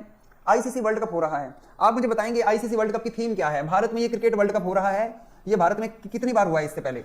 इसकी थीम है it takes one day. It takes one day, क्योंकि वनडे मैच है तो इसकी थीम है इट टेक्स वन डे। इसका जो ब्रांड एम्बेसडर है वो शाहरुख खान है। शाहरुख खान इसका ब्रांड एम्बेसडर है। और इसके जो है, इसके जो मैस्कॉट की बात करें, मैस्कॉट के नाम अभी डिसाइड नहीं किए गए। इसके शुभंकर एक मैन है और एक क्या वुमेन है, जिनके लिए वोटिंग मांगी है लोगों से कि आप इनके नाम हमें सजेस्ट कीजिए। जिस नाम की वोटिंग ज्यादा आएगी उसको हम लॉन्च कर देंगे नाम। तो ये इट टेक्स वन डे इसकी थीम। अब क्वेश्चन आता है कि इसका वो कौन है, इसका टाइटल स्पॉन्सर कौन है? जैसे टाटा था आईपीएल का, टाटा आईपीएल था, इसका मास्टर कार्ड है। इसका टाइटल स्पॉन्सर कौन सा है? मास्टर कार्ड है। इसके नाम के साथ मास्टर कार्ड लगेगा। और आप मुझे बताएंगे कि मास्टर कार्ड के अजय बंगा भी थे। अजय बंगा मास्टर कार्ड में काम करते थे, आजकल कहां काम करते हैं? आजकल अजय बंगा बन गए हैं, वर्ल्ड बैंक के प्रेसिडेंट बन गए हैं। अजय बंगा इससे पहले मास्टर कार्ड में थे। अब मास्टर कार्ड पर बैन भी लगाया था आरबीआई ने डेटा लोकलाइजेशन के लिए, बाद में इसको अलाउ कर दिया कि ठीक है आगे से ध्यान रखना, भारतीयों को डेटा भारत में ही रहे। चलो, ये वर्ल्ड कप जो है 5 अक्टूबर से शुरू होगा, 19 नवंबर को इंदिरा गांधी की जयंती वाले दिन खत्म हो जाएगा। इंदिरा गांधी की जयंती 19 नवंबर को होती है और उस दिन टॉयलेट डे भी मनाया जाता है, शौचालय दिवस भी मनाया जाता है। अब बात करते हैं टीमें कितनी भाग लेंगी? 10 टीमें। इसमें कितनी टीमें भाग लेनी है? 10 टीमों ने भाग लेना है। इसमें कितनी टीमें भाग लेंगी? 10 टीमें भाग लेंगी। और आप अगले क्वेश्चन पे आते हैं। आईसीसी का हेडक्वार्टर कहां पर है? दुबई में है। आईसीसी का हेडक्वार्टर दुबई में है। आईसीसी के सीईओ का नाम बताएंगे।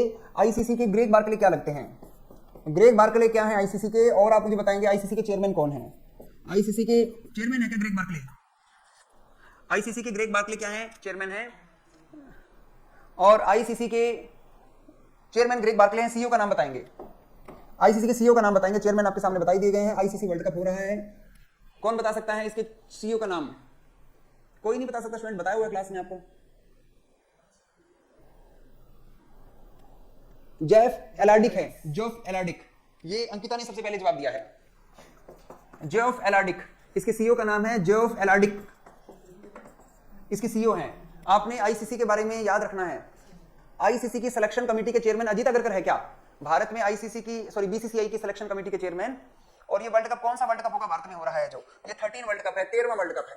कौन सा वर्ल्ड कप है? 13वां। भारत ने तीसरा और 10वां वर्ल्ड कप जीता था।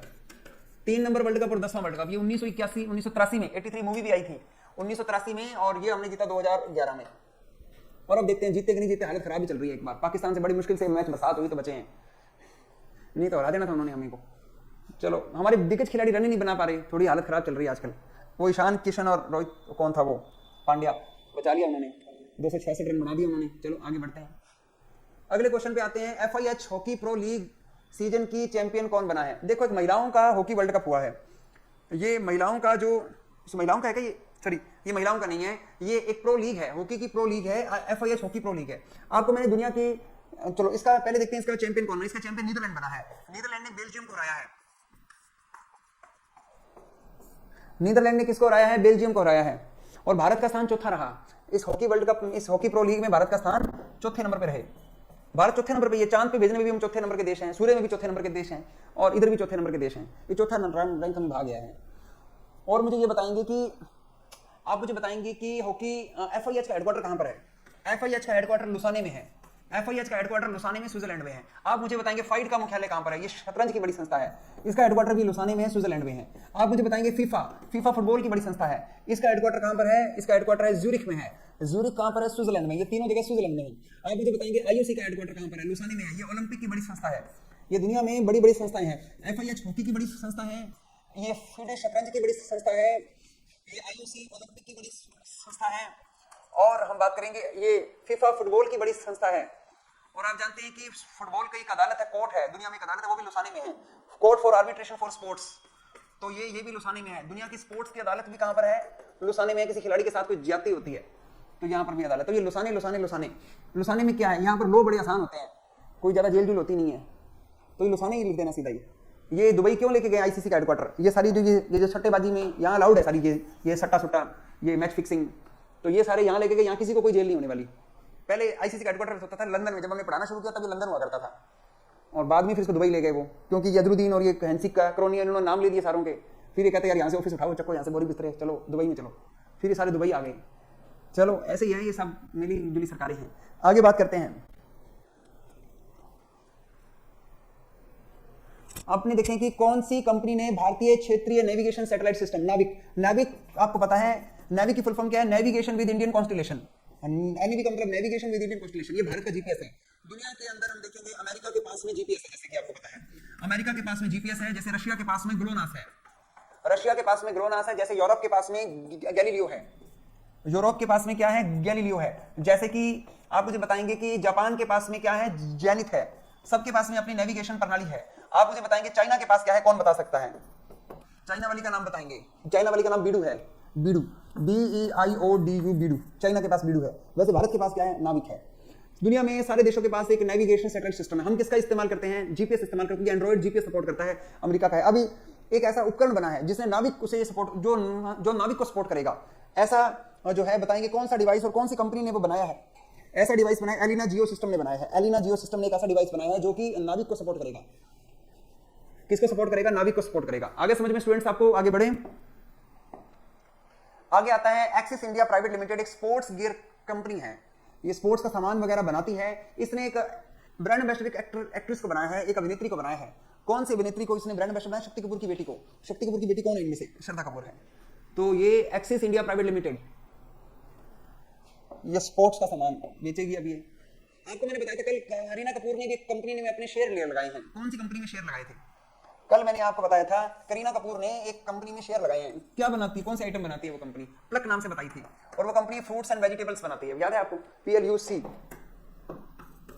प्लक बताई थी, प्लक।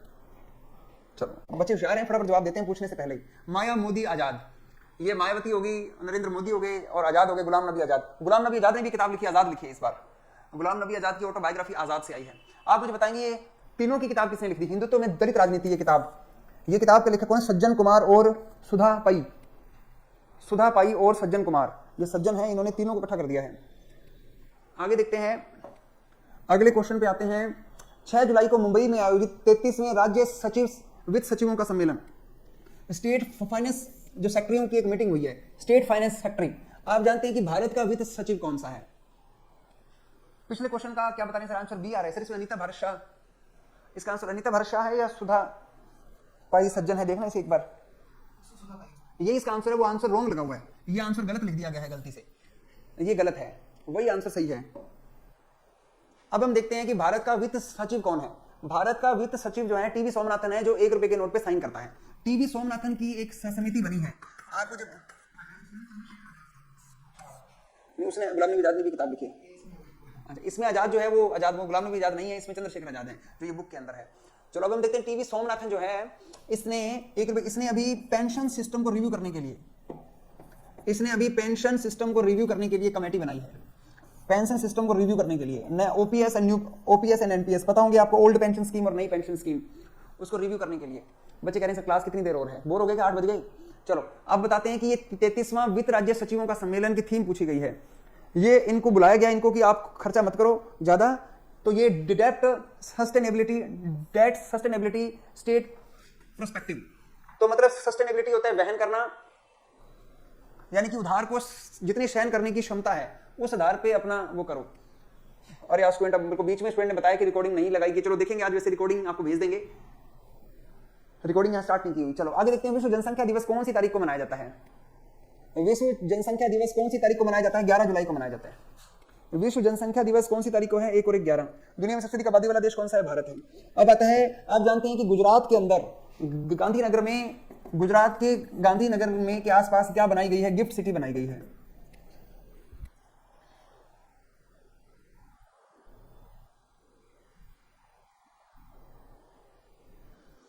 भारत में क्या बनाई गई है, गिफ्ट सिटी बनाई गई है।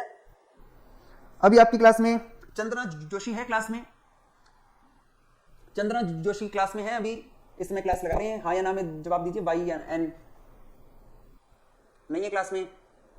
चलो गिफ्ट सिटी की बात हो रही है, तो गिफ्ट सिटी कहां पर है, गांधीनगर में है, और यहां पर ही IFSCA भी बनाया गया है। यहां पर भी क्या बनाया गया, यहां पर IFSC है, इंटरनेशनल फाइनेंशियल टैक्स सिटी बनाई गई है, और इसके ऊपर एक अथॉरिटी बनाई गई है। उस अथॉरिटी जो इसके लिए नियम बनाएगी, जो रेगुलेशन बनाएगी, वो IFCA है, इंटरनेशनल फाइनेंशियल, ये IFSCA की क्या फुल फॉर्म है, international financial service centre authority.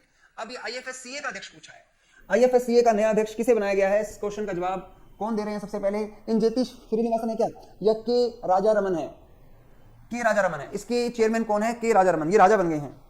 राजा कौन बन गए हैं IFSCA के राजा रमन है। अब हम देखते हैं बैंकॉक किसकी राजधानी है, बैंकॉक किसकी राजधानी है, थाईलैंड की राजधानी है, सफेद हाथियों का देश है। थाईलैंड जो है उसको सफेद हाथियों का देश कहते हैं। यहां पर विश्व हिंदू कांग्रेस हुई है, तीसरी विश्व हिंदू कांग्रेस हुई है। और आप मुझे बताएंगे इस हिंदुत्व की जो ये कांग्रेस हुई है, हिंदू कांग्रेस हुई है, इसका थीम क्या है, धर्मा the Adobe of victory, Adobe of victory, abode है क्या, धर्मा the abode of victory, Dharma the abode of victory, Hindi में कहते हैं जयस्त आयतन धर्मा। तो ये इन्होंने इसकी थीम ये है, बस याद कर लो कि ये थाईलैंड में हुई है। मुझे बताएंगे थाईलैंड की मुद्रा क्या है, थाईलैंड की मुद्रा का नाम बताओ, थाईलैंड में कौन सी करेंसी चलती है, ये पेपर में ग्रामीण बैंक में आई हुई है, बेहत चलती है, बेहत।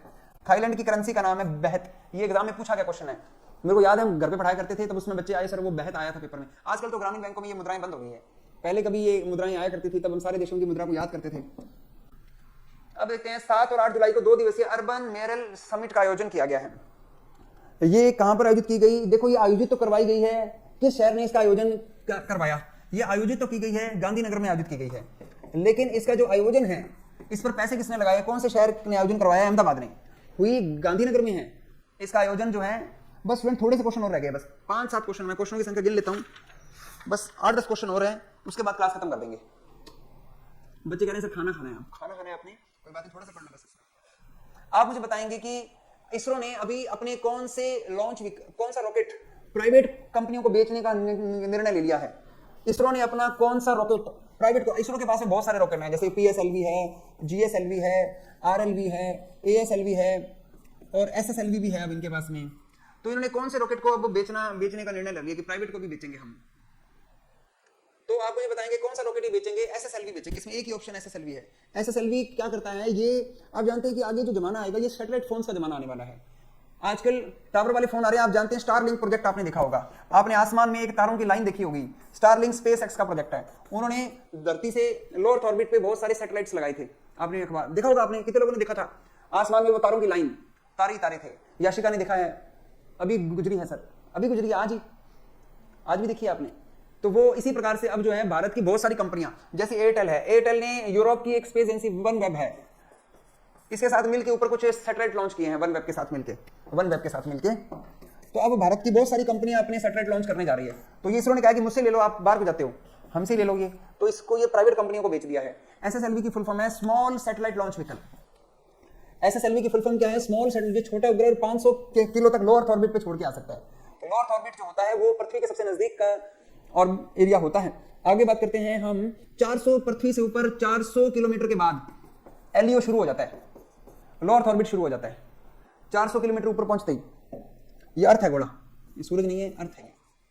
चलो आगे देखते हैं, हाल ही में अभी एक कौन सी स्पेस एजेंसी ने यूक्लिड स्पेस टेलीस्कोप को लॉन्च किया है, यूक्लिड स्पेस टेलीस्कोप लॉन्च किया है। क्या नाम है, यूक्लिड स्पेस टेलीस्कोप लॉन्च किया है। यूक्लिड है क्या, ये यूक्लिड है, ये यूक्लिड स्पेस टेलीस्कोप जो है लॉन्च किया है, और एक स्टेट ऑफ द आर्ट उपकरण है जो यूनिवर्स में हमारे ज्ञान को क्रांति लाने के लिए डिजाइन किया गया है। इस टेलीस्कोप से विज्ञान को 10 अरब प्रकार के कई गैलेक्सियों का एक विस्तृत 3 डायमेंशनल चित्र बनाने के लिए क्षमता, ये गैलेक्सी का 3D चित्र लेने के लिए बनाया गया है। हमारी जो पृथ्वी, हमारा सौर मंडल कौन सी गैलेक्सी में आता है, मंदाकिनी में आता है।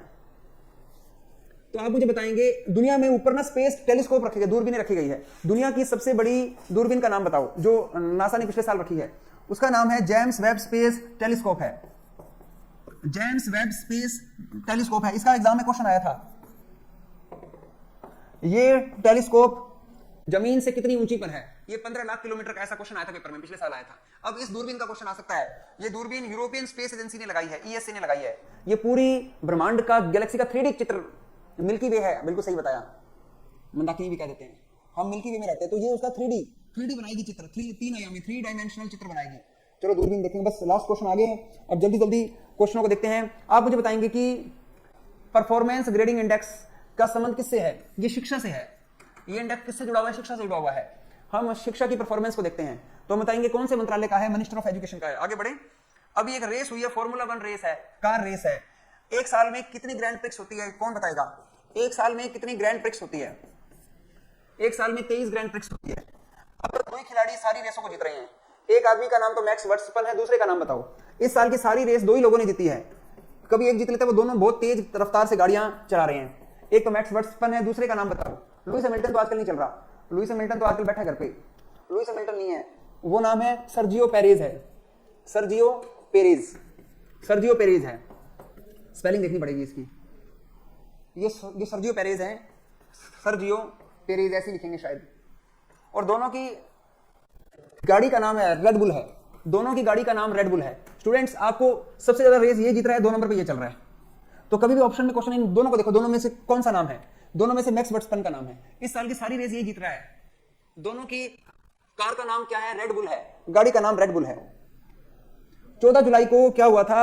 14 जुलाई 1789 में, 14 जुलाई 1789 को क्या हुआ था? 1789 में फ्रांसीसी क्रांति हुई थी। फ्रांस में क्रांति हुई और इन्होंने 1793 में अपने राजा को मार दिया। लोगों ने मिलकर राजा की हत्या कर दी। उस समय में जो फ्रांस का जो राजा था, आप मुझे बताएंगे फ्रांस के उस राजा का नाम क्या था? लुई 16 था। लुई 16, ये क्या नाम है? लुईस होगा। चलो, लुई 16 राजा का नाम था। लोगों ने मिलकर इसको मारो, इसको मारो। ये सारे फसाद की जड़ यही है। तो लुई 16 को मारा इन्होंने सारों ने, और जितने भी जेल में बैठे थे कैदी थे उनको छोड़ दिया। उसको उस घटना को बास्टिल कहते हैं, बास्टिल डे। इसलिए 14 जुलाई को बास्टिल डे मनाया जाता है। अब मुझे बताएंगे इसका, इस बार की परेड का मुख्य अतिथि कौन था? मुख्य अतिथि मोदी जी थे। कहाँ है मोदी जी? ये रहे। आप मुझे बताएंगे भारत के रिपब्लिक डे का मुख्य अतिथि कौन था? ये तो वहां फ्रांस में मोदी जी मुख्य अतिथि थे। भारत के रिपब्लिक डे का मुख्य अतिथि कौन था? भारत के मुख्य अतिथि थे मिस्र के राष्ट्रपति। मिस्र के राष्ट्रपति हैं अब्दुल फतेह अल सीसी। अब्दुल फतेह अल सीसी, अब्दुल फतेह अल सीसी, अब्दुल फतेह अल सीसी। अब बात करते हैं कि भारत में आप जानते हैं कि रिश्वत बहुत मांगी जाती है। अभी एक ऐसा डिपार्टमेंट है जो बिल्कुल फेयर है, वहां बिल्कुल रिश्वत नहीं चलती, यानी कि एंटी ब्राइबरी मैनेजमेंट सिस्टम बना दिया है। रिश्वत लेगा उसको जेल कर देंगे। तो कौन से डिपार्टमेंट ने ये इसको अवार्ड मिला है? इतिहास बना, इसको ये सर्टिफिकेट दिया कि तेरे डिपार्टमेंट में कोई रिश्वत नहीं चलती, बड़ा ईमानदार है। कौन सा डिपार्टमेंट बड़ा ईमानदार है? ईमानदारी में 1 नंबर पे ओएनजीसी है। ओएनजीसी, एनटीपीसी हम बात करते हैं। ओएनजीसी, ओएनजीसी ईमानदारी में 1 नंबर पे है। आगे आता है विश्व पेपर बैग डे। अब प्लास्टिक के बैग की जगह पेपर बैग, लिफाफा, मतलब लिफाफे का डे बताओ। जो लिफाफा होता है कागज वाला, उसका भी डे आ गया आजकल। क्या क्या डे मनाने लग गए आजकल? लिफाफों का डे हो गया। 12 जुलाई है। कौन सी तारीख को मनाया जाता है? 12 जुलाई को। 11 जुलाई को जनसंख्या दिवस है और 12 जुलाई को लिफाफा डे है। ये पेपर बैग डे है। चलो ये करने पड़ते हैं। हम बात करें नाबार्ड की स्थापना 12 जुलाई 1982 को हुई थी। नाबार्ड को 41 साल पूरे हो गए हैं। स्टूडेंट, ज्यादा डिटेल में तो नहीं बता सकता मैं आपको इसके बारे में, क्योंकि बच्चे पहले ही परेशान बहुत हो रहे हैं। मैं उनको काफी 12 जुलाई 2023 को इसे 41 साल पूरे हो गए हैं और ये 42वां स्थापना दिवस है। अब आता है कि नाबार्ड का विषय क्या था? ऊपर से जाने लग गया सर। बस हौसला बनाए रखो, थोड़ा सा हौसला टूट रहा है, कोई बात नहीं।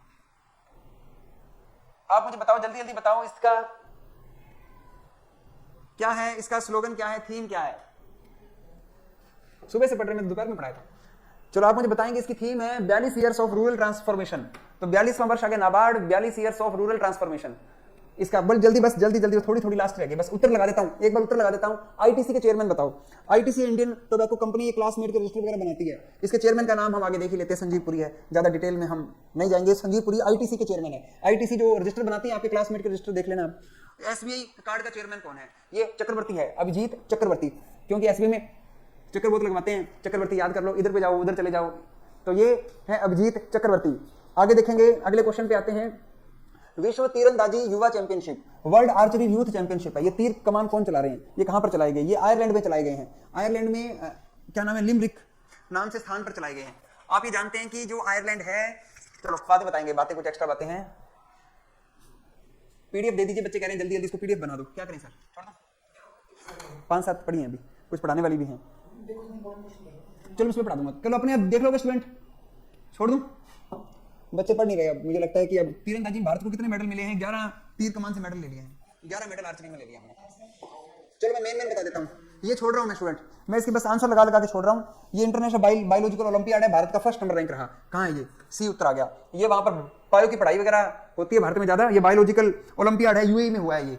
आजकल भारत की नीट की परीक्षा भी यूएई में होने लगी है, तो आजकल भारत के बच्चे बायो में बहुत तेज हैं, इसलिए फर्स्ट रैंक है। जल्दी जल्दी बता देता हूँ, आंसर लगा देता हूँ। ये G20 की 3rd सांस्कृतिक कार्य समूह है, तो ये Guinness book of world record में बनाया था। ये हम्पी में हुई है, ये बताया जा चुका है क्वेश्चन।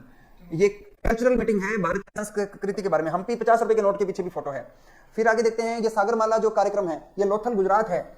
लोथल गुजरात में नेशनल मैरीटाइम हेरिटेज बनाया है। एक नेशनल मैरीटाइम हेरिटेज कॉम्प्लेक्स कहां पर बनाया? लोथल में बनाया है। लोथल में इन्होंने बना दिया है नेशनल। आप मुझे बताएंगे मैरीटाइम डे कौन सी तारीख को मनाया जाता है?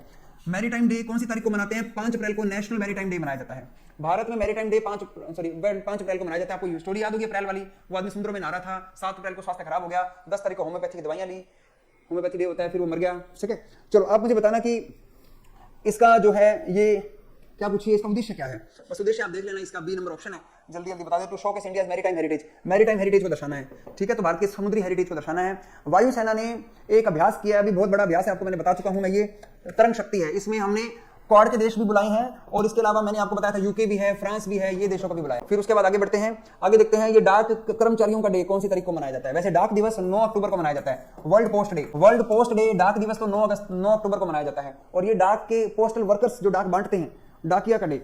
अब डाकियों का डे कौन सी तारीख को होता है? 1 जुलाई को होता है। आप जानते हैं कि 1 जुलाई को एसबी डे भी होता है, 1 जुलाई को सीए डे भी होता है, 1 जुलाई को विधान चंद्र रॉय का जन्मदिन भी होता है, डॉक्टर डे भी होता है, 1 जुलाई को जीएसटी डे भी होता है। तो ये सारे डे 1 जुलाई को मनाए जाते हैं। 1 जुलाई को डॉक्टर डे, सीए डे और डॉक्टर डे और जीएसटी डे। आगे बढ़ो, जुलाई में बहुत कुछ होता है, क्योंकि पहले आरबीआई का वित्तीय वर्ष होता था 1 जुलाई, अब नहीं है। आगे देखते हैं कि chartered accountant day, CA day के रूप में भी जाना क्यों जाता है? क्योंकि इस दिन आईसीएआई की स्थापना हुई थी। आईसीएआई की Indian institute of chartered accountant की स्थापना हुई थी, इस दिन सीए डे इसलिए मनाया जाता है। अगले क्वेश्चन पे आते हैं, बस हो गया। ये बाइजू जो था हमारी क्रिकेट टीम की जर्सी पे था, अब हमारी जर्सी का स्पॉन्सर कौन बन गया? ड्रीम 11 हो गया है। ये सट्टे वाली जो ये टीम बनाओ, खेलोगे नहीं तो जीतोगे कैसे? तो ये खिलाड़ी प्रमोट कर रहे हैं, खेलो ऑनलाइन खेलो। ठीक है, तो ये ड्रीम 11 है, ये भारत की। बस लास्ट क्वेश्चन हो गया ये स्टूडेंट। अब बस